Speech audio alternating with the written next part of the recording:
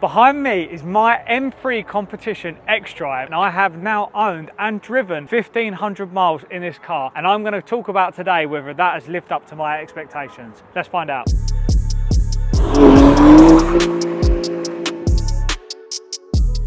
So a bit about the specification of this car. This is a black sapphire metallic M3 which has been satin PPF, so it looks absolutely stealth.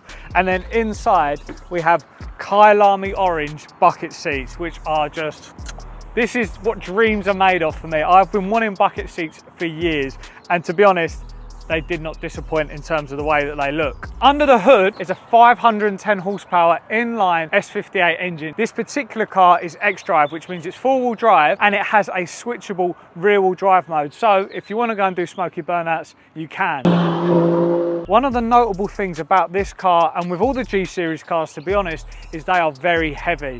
This car is nearly 300 kilograms heavier than the previous generation's equivalent car, which is insane. It's 50 kg heavier than the M2. These are very, very heavy cars, but we're going to talk about that a little bit later because this car is very good at disguising its weight. So I know that I said this has 510 horsepower, but the truth is this actually has an Aaron Reeves tuning box on it at the moment, which means this is pushing out over 600 horsepower, and it's going to be pushing even more in a couple of weeks time because we've got some very exciting mods coming to the drivetrain of this car. Whilst we're talking modifications, let's talk about the styling stuff we've done. We've gone OEM++ with the bits that we've changed, which is a CSL front splitter, the flat side skirts down the side, and then also on the rear we've got a CS HRE rear spoiler. That as a styling kit looks really, really nice, but we also then added the HRE wheels for that black on black satin look, and these FF21s just look absolutely incredible in the tarmac. I think we also could have got away with a hyper silver, but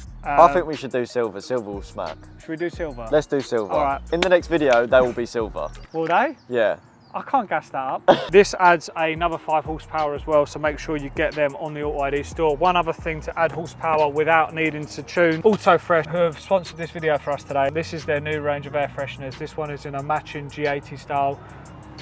Smells literally like Muhammad Ali's boxing glove after he banged out that guy in the round. It's 10 out of 10. AutoFresh is available on the store now. Go and grab it. One other mod that we made is actually to the suspension. This is actually sitting on stock rear springs. I don't know if you would believe that, but it is, because the rear of the G80s always seems to sit a little bit lower than the G82 M4s. So all we've changed on this at the moment is the front springs. However, we are going to be changing this suspension out again because I want to improve the ride quality. I want to be able to have a little bit more adjustability in the ride, so you'll find a little bit more out about that soon. So we're going to take this car for a drive in a second, but before we do that, I want to go through a couple things that have been bugging me about this car.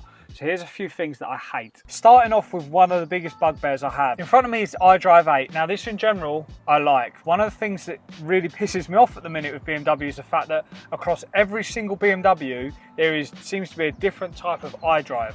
Now if you bought this car 2 years ago, it had iDrive 7 or 7.5 or whatever it was, and that had 2 separate screens here. They've now upgraded this to iDrive 8, but if you get a new car, which is the X1, it's got iDrive 8.5 or iDrive 9, and they've all got different features, and it's just a very, very confusing thing at this point in time. And they've got this weird obsession with making everything an app. So for example, a system settings app, driving settings, displays, but then you've also got just general settings. Just in short, everything is an app, and it drives me crazy. The other thing I hate is this plastic trim that they've added on. I'm presuming it's some sort of EU regulation, but it means that every time we go over a bump you hear, especially with the wider wheels, and I've got like all plastic trim coming off here. Now you can remove them, but when this car was PPF'd, the PPF company obviously used the template. So if I take that off, I'm just gonna have a nice glossy bit around there, which means I've got to stick with it basically. Hate it. Next one. Fuel economy. This makes me sound like a bit of an anorak. I understand that. This is an M3, it's for going fast. But even on a normal drive, I struggle to get over 30 miles per gallon in this, which just sounds silly. But you think modern car, modern engines, all cylinder deactivation, all that stuff, you think that'd be a small thing to ask for. When you drive it and you daily it, it should be fuel efficient, and it's just not. Like, honestly, I feel like my 2007 130i straight 6 NA thing was more fuel efficient than this, which shouldn't be, surely. Should well, it? That also wasn't 650 brake horsepower, Jack. That's true. Remember, this is a 650 horsepower car, 0 to 60 in 3.1 seconds, probably under 3 seconds. You're about to rip it past a couple of girls that you've just seen along the side of the road.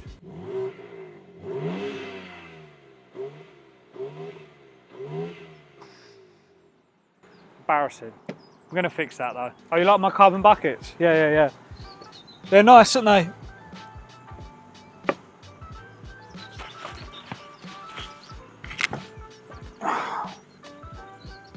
Thing with the carbon buckets, they're good to look at, not good to live with. I mean, this, that literally looks like he's been working on the coal mine for God knows how long, which is really sad.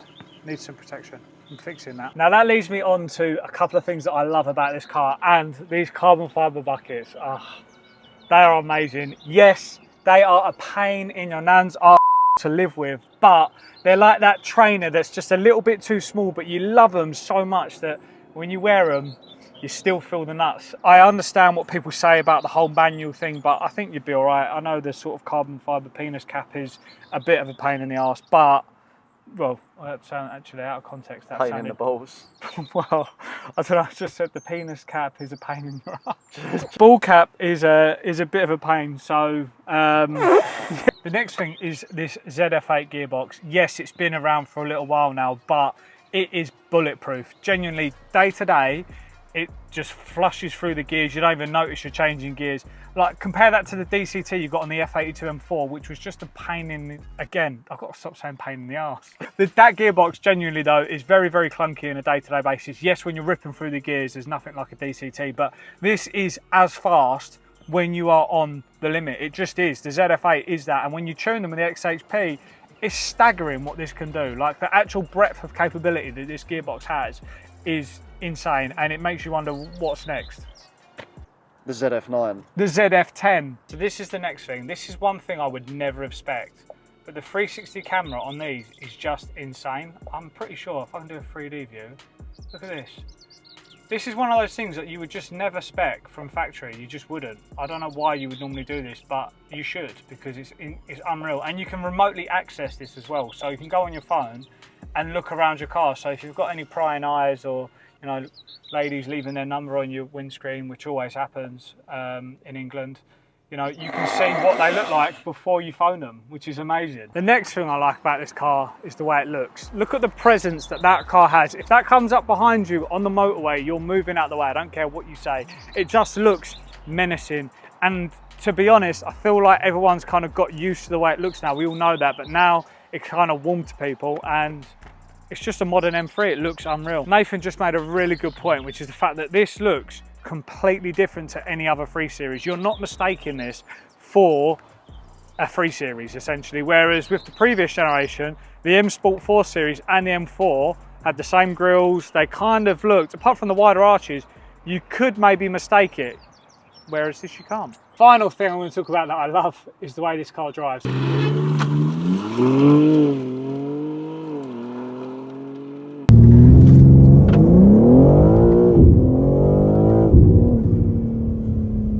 Right, let's talk about this car and how it drives, because I've got lots and lots of experience now between all of the different generations of cars, so I feel like I can give a roughly good impression of it. And to be fair, between the M4, the M3 and the M2, the differences are very nuanced, but I can say that the M3 feels like a better product. I don't know why. I don't know if it's because the interior is all leather and whatever it might be, but it just feels a little bit sort of nicer in here. But generally speaking, the way the actual car drives, just particularly with the X-Drive, you would think that, I think maybe on track you'd probably notice it more, but you think that that X-Drive would make the front end of this car feel like disconnected, but it just doesn't. The good thing about the X-Drive is you can just put that 600 horsepower down whenever you want, at any point in time. This is on the sort of semi-slick 8009, so I think in the rain it still might be a little bit sketchy, but to be honest with you, they're really good in the rain. And this car, like I say, the X-Drive just gives you that confidence. Like, going around these corners, when I had the G42 M240i, that sort of 4-wheel drive system, because it had that, I just knew every inch of the car, you could sort of pin it anywhere.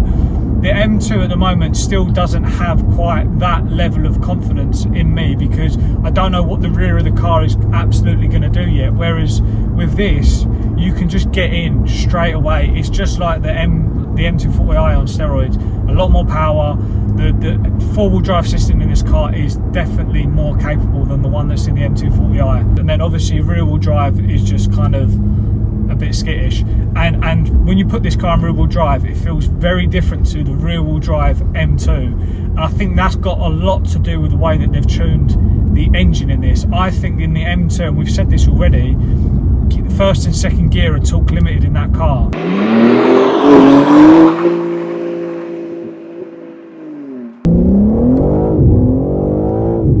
And it's just got so much breadth of ability.